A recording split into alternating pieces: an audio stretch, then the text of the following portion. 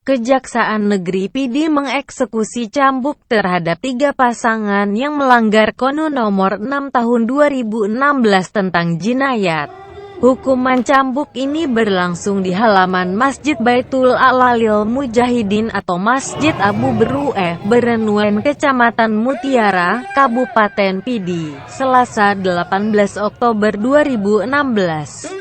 Kepala Satpol PPWH Kabupaten Pidi Sabarudin mengatakan, ketiga pasangan terbukti bersalah melakukan halwat. Ketiga pasangan ini melanggar pasal 23 ayat 1 Konun Nomor 6 Tahun 2014 tentang hukum jinayat. Adapun pasangan yang dicambuk itu, Abdul Muthaleb bin Yahya 55 tahun, warga Gampong JIM Kecamatan Mutiara Timur, dicambuk sebanyak 19 kali. Rahmawati bin Zaini 33 tahun, warga Gampong Dayah Usi, Kecamatan Mutiara Timur, dicambuk 19 kali. Selanjutnya Muhammad Ali bin Abu Bakar 33 tahun, warga Menasa Rambut Adan, Kecamatan Mutiara, dicambuk 7 kali. Maisaroh binti Faidil Nur 24 tahun, warga Gampong Hagu Barat, Kecamatan Banda Sakti, Kota Lok Semawe, dicambuk sebanyak 5 kali.